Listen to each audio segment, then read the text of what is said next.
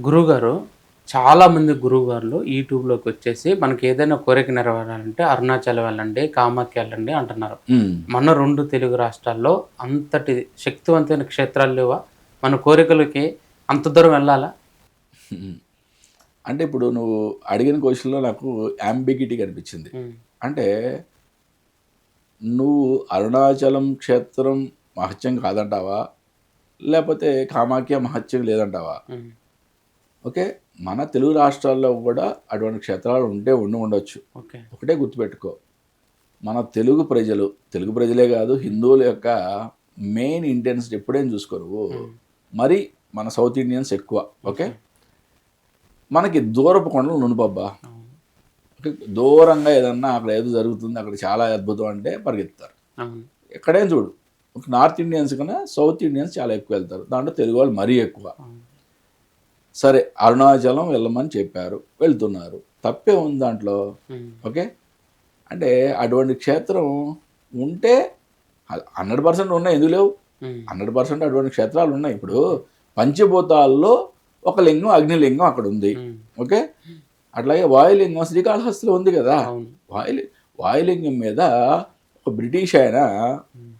ఇదంతా డూప్ అని చెప్పి మొత్తం గర్భాలయాన్ని సీల్ చేశాడు. ఓకే. ఒక ఎటువంటి గాలి లోపలికి వెళ్లకుండా సీల్ చేశాడు. హ్మ్. స్వామివారి యొక్క ఎదురుగుండా ఉండే ఒక దీపము ఓకే. అంటే గాలికి రెపరెపలాడుతున్నట్లుగా ఉంటదది. అవును. ఓకే. మరి పెట్టి దాంట్లో నూనె పెట్టి ఒక 1 డేనో మరి 2 డేసో ఎన్ని రోజులో దాంతో కూడా శాసనాల్లో ఉన్నాయి. ఇవన్నీ నేను చెప్పేవి కాదు. ఓకే. ఓకే. ఆయన కంప్లీట్‌గా క్లోజ్ చేసేసి ఎటువంటి ఆక్సిజన్ లోపలికి వెళ్ళకుండా చేసి హ్మ్. తర్వాత తీసినా కూడా ఆ దీపం వెలుగుతూనే ఉందంట. ఓకే. ఓకే. అంటే ఏంటి వాయులింగంలో వాయువు వస్తున్నట్లే కదా! అవును. అలా అద్భుతమైన క్షేత్రాలు అన్ని చోట్ల ఉంటాయి. హ్మ్. ఓకే. దూరపు కొండలో నునుపు అన్నట్టు ఏంటంటే మనకి ఇక్కడి నుంచి తమిళనాడు లేకపోతే ఇక్కడి నుంచి కామాఖ్య, ఇక్కడి నుంచి లేకపోతే ఇంకేదైనా నార్త్ హ్మ్. అమర్నాథో లేకపోతే ఇంకేదైనా ఇంకెక్కడికో భగవంతుడు సర్వవ్యాపి. ఓకే. ఓకే. కాదనం. కాకపోతే ఆ క్షేత్రాల్లో కొన్ని కొన్ని మహత్యం ఉంటుంది కదా! క్షేత్ర హ్మ్. మహత్యం కూడా కొంచెం అడ్వాంటేజ్ అవుతుంది. హ్మ్. మనం అక్కడికే ఎళ్ళాలనేం లేదు.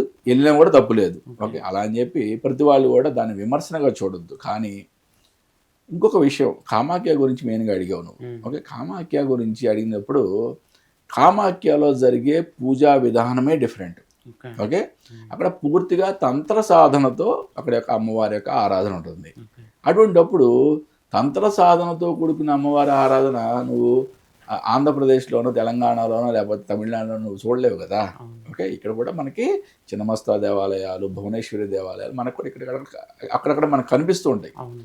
కానీ ఇక్కడ జరిగేదంతా కూడా సాత్విక ఆరాధన మాత్రమే. అవును. అంటే దక్షిణాచారంలో జరిగే ఆరాధన మాత్రమే. అవును. మరి ఎవరైతే రకరకాల విద్యల మీద మోహం ఉన్నవాళ్ళు హ్మ్. రకరకాలు చూస్తారు గదా! ఇప్పుడు నాలుకకి రుచులెక్కువ. అవును. ఓకే. అది ఒకటి పెట్టాము కాదంటది. ఇంకోటి పెట్టమంటది. ఇంకో హ్మ్. టేస్ట్ కావాలి, ఇంకో టేస్ట్ కావాలంటది. అవును. 100 రకాల టేస్ట్ పెట్టి మళ్ళీ నూటొకటో టేస్ట్ అడుగుద్దది. ఓకే. అలాగే ఈ జీవి గూడా ఏంటంటే ఎన్నో చూస్తాం. చూసినా గానీ అమ్మో! అదేదో అక్కడేదో తంత్రశాస్త్రం అంట, చాలా అద్భుతం అంట, అక్కడికెళ్తే జరిగిపోద్దంట. ఓకే. 100% ప్రతి క్షేత్రంలోనూ మహత్యం ఉంటది. ఓకే. ఓకే. తంత్రం తప్పు కానే గాదు. ఓకే. ఓకే. కానీ కామాఖ్యలో మాత్రమే జరిగే ఆ తంత్రాన్ని హ్మ్. మనం ఇక్కడెక్కడో జరుగుద్ది, ఇక్కడికెళ్ళినా వస్తాయంటే కాదు కదా! ఓకే. ఓకే. ఆ సాధన చేయాలనుకున్న వాళ్ళు, ఆ సాధనలో అమ్మవారిని చేరుకోవాలనుకున్న వాళ్ళు అక్కడికి వెళ్ళాల్సిందే. ఓకే. ఓకే. అటువంటివి మనం ఇక్కడ చేయడం తప్పు. కొంతమంది హైదరాబాద్‌లో కూడా అటువంటి విద్యలు చేస్తారు. ఓకే. అది చాలా రాంగు. ఓకే. అటువంటి శక్తి క్షేత్రాల్లో మాత్రమే ఆ పర్మిషన్స్ ఉంటాయి. ఓకే. తంత్ర సాధన అనేది ఇక్కడ మన యొక్క దక్షిణాచారం పాటించే దేవాలయాలు చేయడం తప్పు. ఓకే. అంతేగాని మనం పూర్తిగా అక్కడికి వెళ్ళొద్దు అని చెప్పడం కూడా చాలా రాంగు. ఓకే. ఎవరి మనోభావాలు వాళ్ళకుంటాయి. ఓకే. ప్రతి శక్తిపీఠము అన్ని క్షేత్రాలు కూడా ఏదో ఒక శక్తితో కూడుకున్నవే. వెళ్ళొద్దనడానికి అవసరం ఏముంది? ఆంధ్రప్రదేశ్‌లో ఉన్న వాటిల్ని ఓకే. ఎవరైతే వెళ్ళొద్దని చెప్తున్నారో వాళ్ళందరూ ఇంకా ఎక్కువగా వాటి గురించి ప్రాచుర్యం చేయండి. ఓకే. జనాలకు పంపించండి. అంతేగాని ఈ మధ్య కొన్ని కొన్ని చూస్తున్నా వీడియోల్లో. అరుణాచలం ఎందుకు పిచ్చోళ్ళలాగా ఎళ్తున్నారు అని చెప్పి. అరుణాచలం పిచ్చోళ్ళలాగా ఎళ్తున్నారు.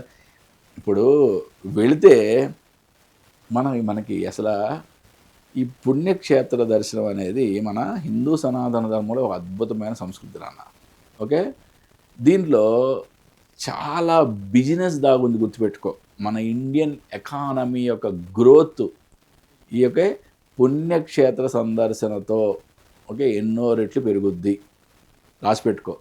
అంటే ఇది ఎకానమీ పాయింట్ ఆఫ్ వ్యూలో చాలా అద్భుతమైన ఇది పాయింట్. మన మహాకుంభమేళ జరిగింది. అక్కడికి ఎందుకు వెళ్తాం? అక్కడికి వెళ్ళి స్నానం చేస్తేనే వస్తుందా? నాలాంటి వాళ్ళకి కొన్ని కొన్ని ఉంటాయి. ఇప్పుడు రేపు సరస్వతి పుష్కరాలు స్టార్ట్ అవుతున్నాయి. 12 రోజులు పరిగెత్తుకొని వెళ్ళి చేసేవాళ్ళు ఉంటారు.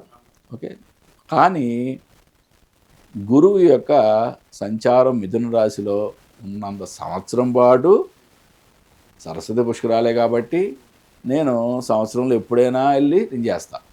అది నా పద్ధతి అది. ఇప్పుడు పరిగెత్తుకుంటే వెళ్ళి జనాల మధ్యలో కొట్టుకుంటా తోసుకుంటా నేను చేయను. అది నా పద్ధతి. మహాకుంభమేళకైనా నా పద్ధతి అదే. కుంభమేళ అయిన తర్వాత నేను 10-15 రోజులకే నేను వెళ్ళాను, చక్కగా స్నానాలు చేశాను, ఆచరించాను, వచ్చాను. అంటే అది నా పద్ధతి. నాకు అటువంటిది ఇష్టం. అంటే ఫ్రీగా ఉన్నప్పుడు, హాయిగా ఉన్నప్పుడు, ఉల్లాసంగా ఉన్నప్పుడు వెళ్తాం ఇంపార్టెంట్. అంతేగాని అలా కొట్టుకొని వెళ్తాం వల్ల ఉపయోగం లేదు కదా. అంతేగాని దాని గురించి దానికి దీనికి ఇలా అంటే మన హిందూ సనాతన ధర్మంలో ఈ యొక్క క్షేత్ర సందర్శన వల్ల ఎన్నో అద్భుతమైన ఎకనామిక్ గ్రోత్ ఉంటుంది. దీన్ని మనం సైంటిఫిక్గా కూడా నిరూపించవచ్చు. అంటే రకరకాల టూరిజం, పిలిగ్రిమ్ టూరిజం అనేది మనకి విపరీతం మన యొక్క ఇండియాలో. మరి టూరిజం పెరుగుతూనే కదా. ఇప్పుడు నీకు జీతం వచ్చింది నాన్న, నువ్వు జీతం తీసుకెళ్ళి ఒకటికే ఖర్చు పెట్టావు, వాడెవడో ఒకటికే ఖర్చు పెట్టాడు. దానివల్ల గ్రోత్ ఏముంటుంది? అంటే 1 or 2 times మాత్రమే తిరిగింది. అలా కాదు, నువ్వు 10 మందికి పంచిపెట్టావు. పాలోడికి పంచిపెట్టావు, పచారి కొట్టడికి పంచిపెట్టావు, ఆడి తీసుకెళ్ళి ఇంకోటికి ఇచ్చాడు, ఆడి తీసుకెళ్ళి ఇంకోటికి ఇచ్చాడు. ఇది తిరుగుతూ ఉంది. ఈ రొటేషన్లో ఎప్పుడైతే ఒక 100 రూపాయలు ఒక 10-15 మంది చేతులు మారిందో అది 200 అవుద్ది. దీన్ని ఎకానమిక్ గ్రోత్ అంటాం. దాని ద్వారా ఎకానమీ నేర్చుకున్న వాళ్ళందరికీ చాలా ఈజీగా అర్థమవుద్ది. మామూలు వాళ్ళకి గురుగారు 100 రూపాయలుగా అటు ఇటు తిరిగింది, ఎక్కడ పెరిగింది అంటారు. మన ఇండియన్ ఎకానమీలో ఈ పిలిగ్రిమేజ్ అనేది చాలా పెద్ద కీ రోల్. కాబట్టి మీరు ఎవరన్నా చెప్పదలుచుకుంటే ఆంధ్రప్రదేశ్లోనో తెలంగాణలో ఉన్న అద్భుతమైన క్షేత్రాల గురించి చెప్పండి. రాబోయే రోజుల్లో నేను మన ఆంధ్రప్రదేశ్లో ఉన్న పుష్పగిరి అనే ఒక పుణ్యక్షేత్రం గురించి ఒక అద్భుతమైన వీడియో చేస్తాను. పితృ కార్యక్రమాలు చేసుకోవడానికి ఒక అద్భుతమైన క్షేత్రం అని చెప్పొచ్చు. దాని గురించి పూర్తి వీడియో చేద్దాం తర్వాత. చాలా చక్కగా చెప్పారు. నమస్తే నాన్న. హరి ఓం శివ.